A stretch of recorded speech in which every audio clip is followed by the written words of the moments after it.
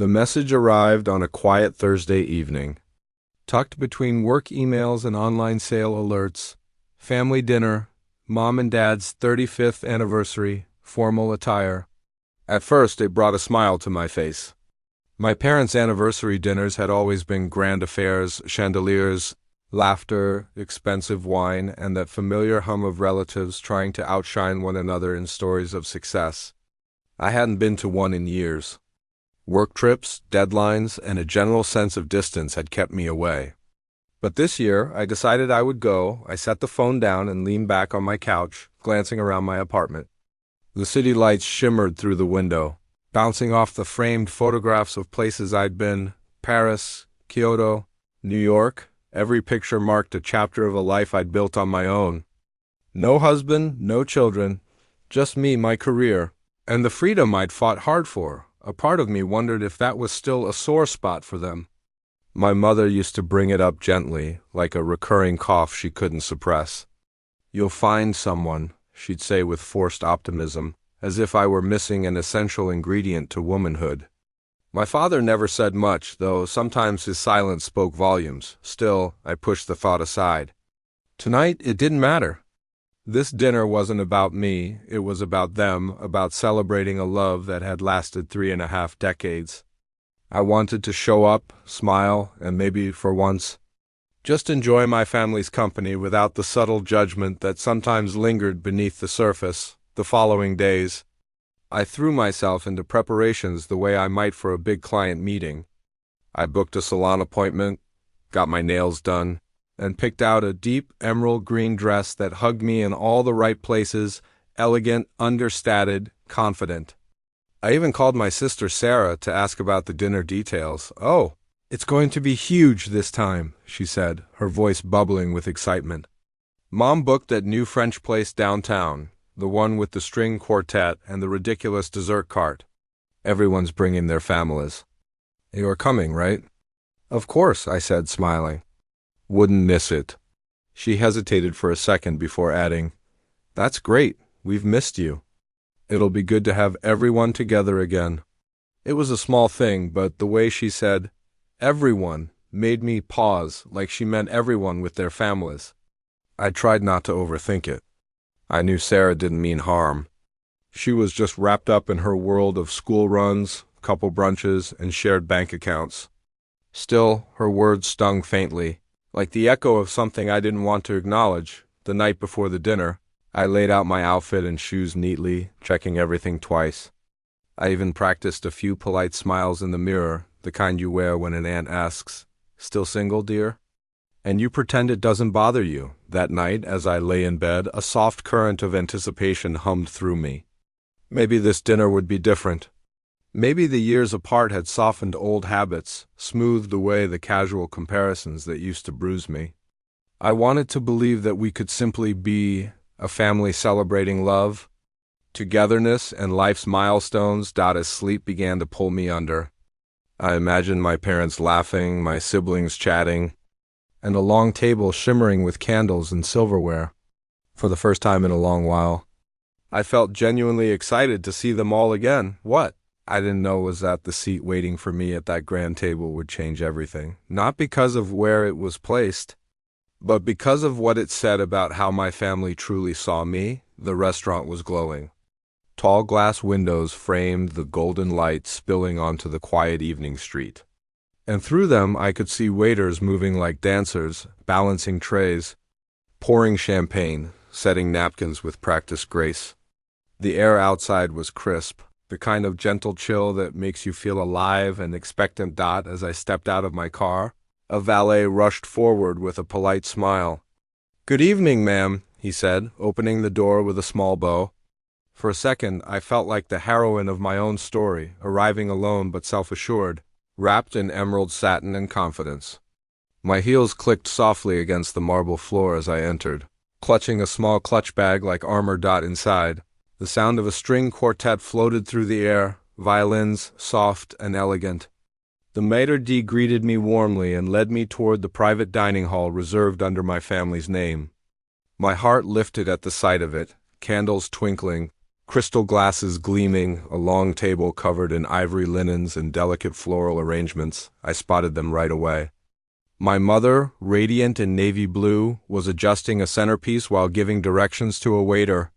My father, dignified as ever, stood beside her, talking animatedly with an uncle. My siblings were already there too, Sarah with her husband, Mark, and their two little ones, and my older brother, Daniel, with his wife, Lucy. They all looked perfect, polished, coordinated, complete. When my mother saw me, her face lit up. "There she is!" she exclaimed, her voice echoing just a little too loudly. She rushed over, wrapping me in a perfumed hug. "You look beautiful, darling." "Oh, this dress. So elegant." "Thanks, Mom," I said, smiling genuinely. For a moment it felt good, almost like old times. My father turned, smiling warmly. "You made it," he said simply, placing a hand on my shoulder. There was pride in his eyes, or maybe relief. "It's been too long." "I know," I said softly. "It's good to be home." Sarah came over, balancing her youngest on her hip. "Finally! You have to see how amazing this place is.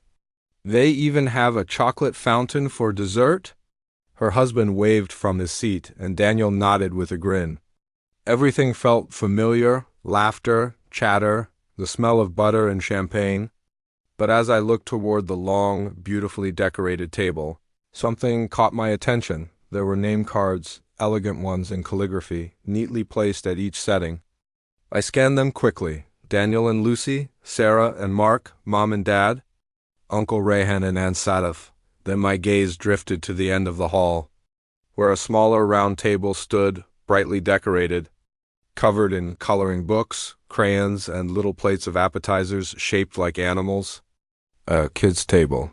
And there, near a high chair and a booster seat, was a card with my name on it. I blinked, thinking it had to be a mistake. Maybe someone had misplaced it, or maybe one of the kids thought it would be funny to move it. But before I could ask, my mother followed my gaze and smiled like it was the most natural thing in the world. "Oh yes," she said cheerfully. "We thought it would be more comfortable for you to sit there, since you're not married and all the couples are at the main table. Plus, you'll be such good company for the little ones." For a moment, I just stood there, frozen. The words didn't quite register, like my brain refused to process the absurdity of what she'd said. I could hear the clinking of glasses, the hum of polite conversation, but everything felt distant, muffled, unreal. Is that serious?" I asked finally, half laughing. "You're joking, right?" But my mother just patted my arm gently. "Oh, don't be sensitive, sweetheart. It's just seating. It's all in good fun."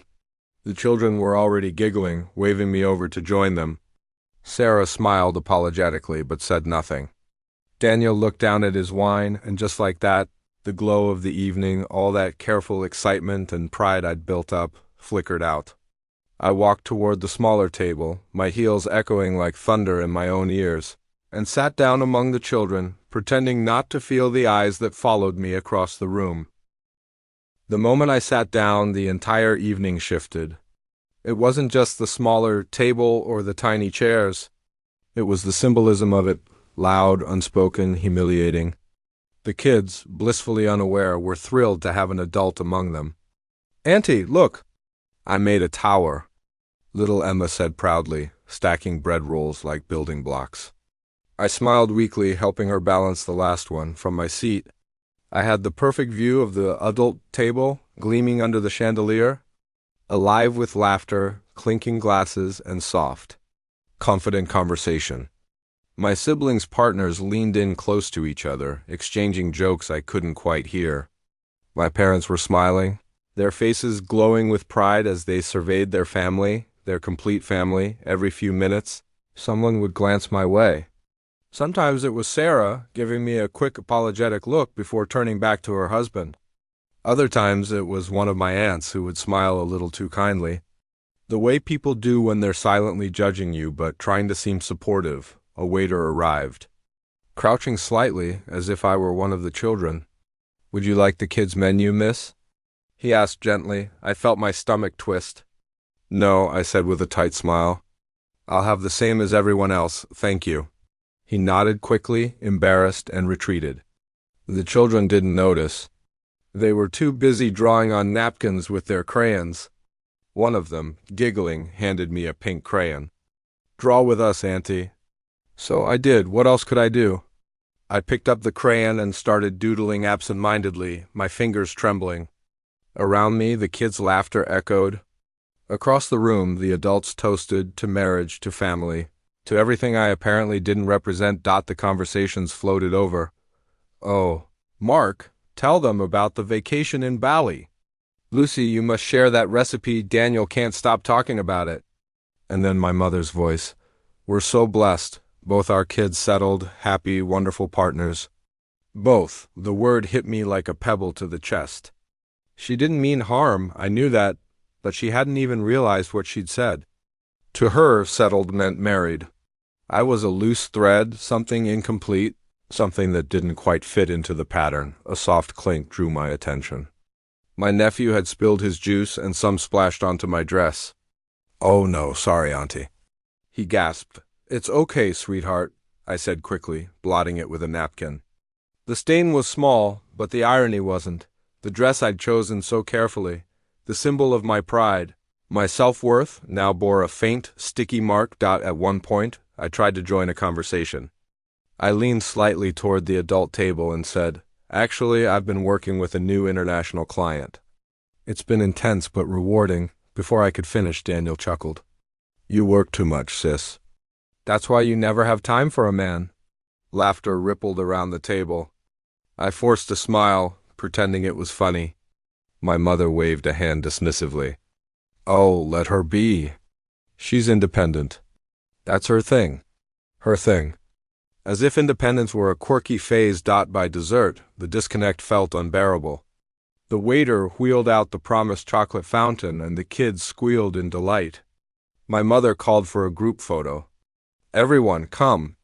Couples and families," she said cheerfully. They posed together, smiling, glowing, perfect, while I stood to the side, waiting for someone to notice I wasn't included. No one did. When the flash went off, I flinched slightly. It was such a small moment, but it was enough. The laughter, the shimmer, the togetherness, all of it suddenly felt staged. Like a play I wasn't meant to be part of. As the night went on, I stopped pretending. I stopped smiling. I stopped hoping that anyone would realize how wrong it was. I sat quietly, my hands folded in my lap, surrounded by children who at least looked at me, who saw me. Even if my family didn't, and when the plates were cleared and the chatter softened, I knew I couldn't stay there much longer. Something inside me, pride, pain, maybe both, had finally cracked. By the time the main course plates were cleared, I could feel the weight of the evening pressing down on me. Every polite smile, every dismissive comment, every awkward glance, they had collected like tiny stones in my chest. Heavy and sharp, the laughter at the main table had softened into that easy, satisfied hum that follows a good meal. The children were drowsy now, heads resting against elbows, crayons scattered like fallen soldiers. I, on the other hand, was wide awake, rigid, heart thudding. Trapped in a chair that felt smaller by the minute, a waiter passed by to refill glasses, and I caught my reflection in one of the polished mirrors lining the room. My lipstick had faded. There was a faint stain on my dress from the spilled juice, and the smile I'd forced all night had collapsed into something hollow. I looked at myself, truly looked, and for the first time that evening, I felt the absurdity of it all. I was 34 years old. I'd built a career from nothing, earned my own apartment, traveled the world, learned to love my solitude. Yet here I was, seated between children with coloring books. Because my family couldn't see me as an adult without a ring on my finger. It was more than seating. It was symbolic. A gentle but deliberate way of saying, "You don't quite belong with us." Someone called my name, my mother, I think. "Sweetheart, we're about to do the toast. Come join us." I hesitated, but then I rose anyway, careful not to knock over any of the tiny glasses on the kids' table. I walked toward them, the soft click of my heels echoing in the quiet lull. As I reached the head table, my father stood with his champagne raised. "To love," he said warmly, his voice carrying through the room. To family, to marriage, to partnership, the things that make life meaningful. Everyone cheered, clinking glasses. My mother beamed. And then, for a brief moment, her eyes flicked toward me. She smiled, but it wasn't a smile that saw me. It was the kind people give when they're pretending everyone is happy. When they'd rather not deal with discomfort, I raised my glass mechanically. Took a small sip and tasted nothing. Then came the photos. "Let's get all the couples together first," my mother chirped. Cameras flashed, laughter echoed, and I stood quietly to the side, clutching my drink. When the photographer motioned for families with children, Sarah called me over. "You can take one with the kids," she said, half joking. That was it. That was the crack. I laughed. Not a soft, polite laugh this time, but a sharp, broken one that caught everyone's attention. Conversations halted. Heads turned. "Actually," I said, setting my glass down, "I think I'll sit this one out. I wouldn't want to ruin the aesthetic." There was a pause, awkward, waited. My mother's smile faltered. "Oh, honey, don't be dramatic." It's just what?" I interrupted, my voice trembling but firm. "Just a joke? Just a seating arrangement? Just another reminder that I don't fit into the version of family you approve of?" Silence. Even the kids stopped fidgeting. I could feel my throat tighten, my eyes stinging, but I kept my chin high. "I came tonight because I wanted to celebrate you," I continued quietly.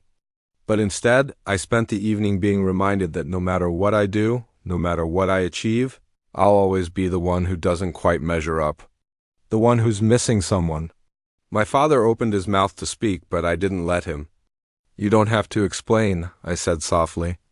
"I understand perfectly." And with that, I turned and walked toward the exit.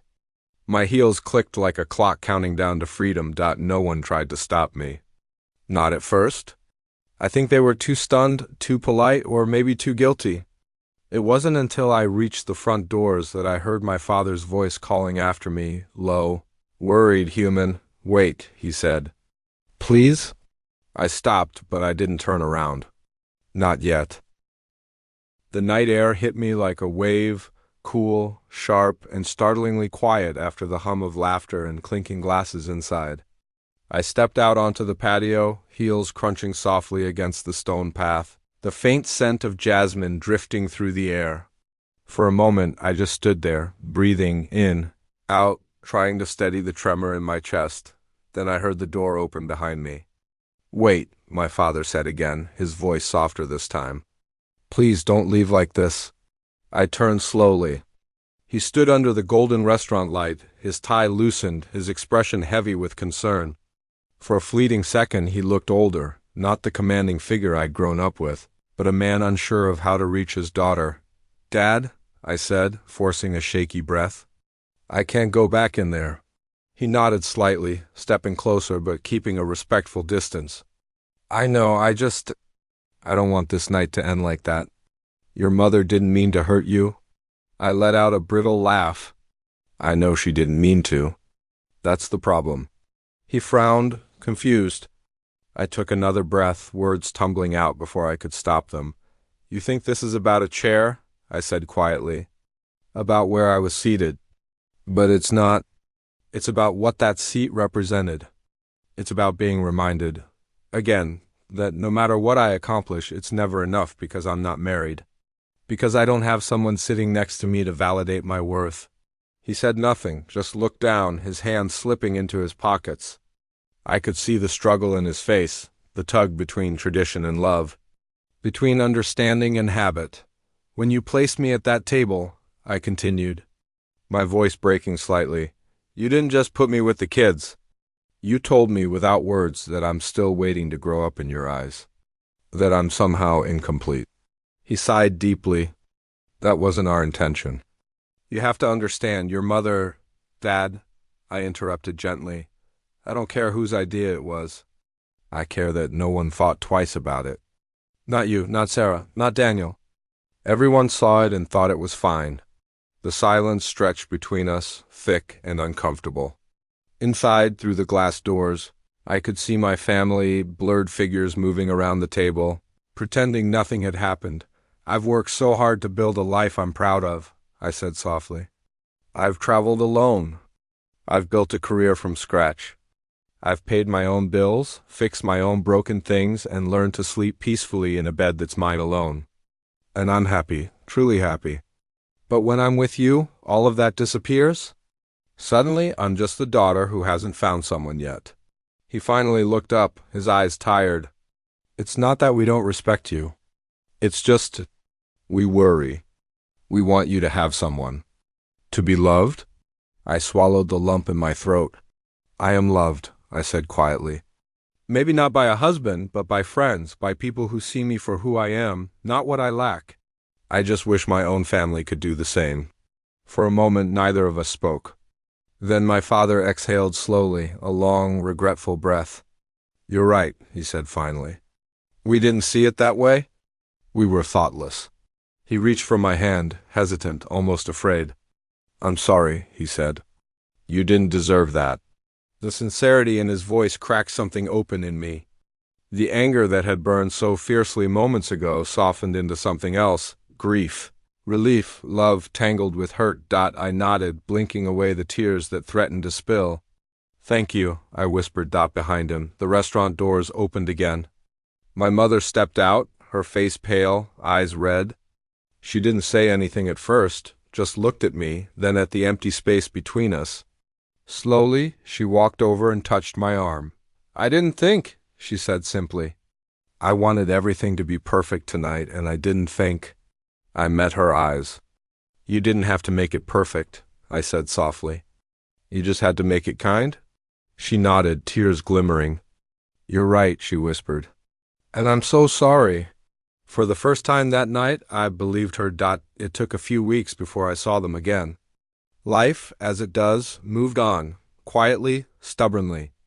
Work filled my days, the rhythm of normalcy slowly returning.